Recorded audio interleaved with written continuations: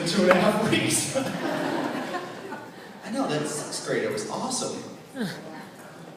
Okay, I'm going to leave my surprise at the end because it's a surprise. I'm going to start with how will this experience help you in the classroom and in the community. Looking around this room, we have people of all different cultures, ethnicities, backgrounds, and personal experiences. And that is what we face as educators every day.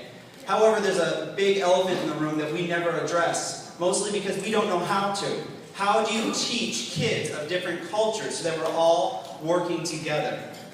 This is my classroom, and this is from Kent, and that's me, the cat in the hat, in the back. I have all different cultures represented. I attend cultural diverse trainings, and what they tell educators is, you have kids of different races and ethnicities. And that's pretty much all we get. They don't tell us the how, so this experience really enlightened me, gave me new perspectives, and I now feel more equipped on how to tackle a classroom like this. I found 3 different things were happening in the schoolyard, in the classroom, and at home. Either students were making assumptions about people that looked different than them, students didn't know how to approach or communicate with people that looked different, meaning that they would sit next to people that looked like them. They worked best with people that looked like them, and they were scared to go to somebody that didn't. Or, sometimes they were scared or they would insult. Now please understand, kids will make fun of what they don't understand. So as an educator, how do you create an experience that eliminates this? And that is what I have up here in red that I'm going to read to you because it's really hard to read. Creating a future generation of cultural acceptance. That is what this experience has done for me, both as a person and as an educator. It's teaching kids how to approach somebody that looks different than them. What questions to ask. How do you learn from them? And then there is something to learn from them.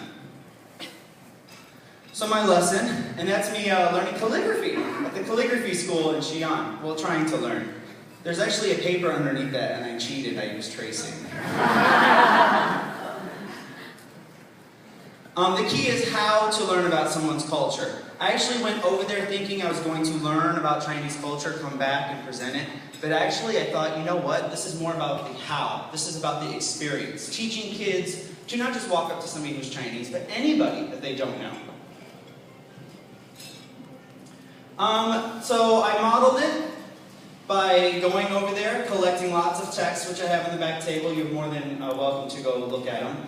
Collecting artifacts, collecting experiences, and then I had an epiphany while I was there with the help of my colleagues. They were my camera crew and my directors. I actually made like a travel documentary where I was in it and I was interviewing different people about different topics. And as a result, I created this book. Wow.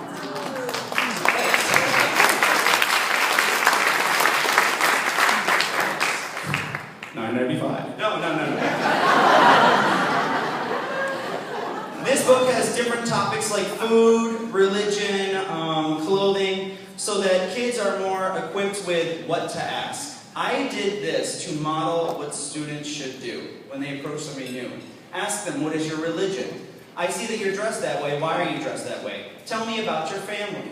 So it was more of me going and being pretty brave in some circumstances, talking to monks and eating scorpions and dancing in the street with Bridget. So I actually found myself coming out of my shell and being a different person who I thought I was. I was less shy, I was more able to approach people and say, what makes you you? And from that, I got an experience that I couldn't have through the internet or through just reading a book. That's what I'm hoping on instilling in my children. And I say my children because we are helping to raise them. We're essentially the third parent. These are some of the pages. Not only did I collect pictures and videos, so I made a little video clip and it's on YouTube for each topic, but then I also brought back the artifacts. So right there you see a man doing a finger painting and he's painting that with his finger. It's awesome. And I collected different pieces of art so that the kids can see the final product and they can see how it was made. If you want to see more about this, it's in the back. I have this book, but I have an example that's all cut up. And I also have artifacts that I got. So there's a picture of me on the Great Wall, interviewing with Tom. That's pretty cool.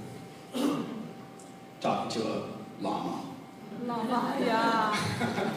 And then I made a video clip on my best experience, and I'm sorry, I'm taking too long, I'm gonna wrap this up. My best experience is going to a tea farm and making tea. I didn't used to really like tea. I mean, I would drink it. I'm a coffee man. Yeah, by the way, they don't have coffee here.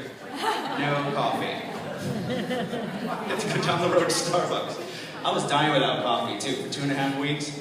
I'm telling you that because I went out into the field, I picked it, I met the family, I picked it with the family taught me how they made it, they showed me the 5 generations and how many awards and all of this work and work ethics were put into this, and then I tried the tea again and it tasted different this time. I had an appreciation for it and I knew what it was to have good tea because I got to experience that. And that's what this program did for me, and I think for all of us. We got to experience something. So we get to translate that experience to our children for like however many years we were left teaching. I don't know how many do you have. I'm getting tired.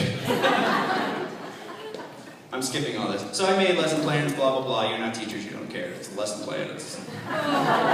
It's color-coded. What surprised me about China and Taiwan, actually what surprised me is who I became there. I know it doesn't look like it, I'm a pretty shy guy. But I found myself walking up to strangers and I didn't speak the language, so I'm motioning. There was even a foot hacky sack game I just walked up to and I just started playing. I mean, we were dancing in the street. I just became somebody who I didn't know I was. And that's what I hope I'm doing with my students. This is a picture of my students from last year. And we had a culture day where we all brought in artifacts from our different cultures. So we got to experience being each other. And when we experience being each other, that's when we truly understand each other. For more surprises, check out my book and videos.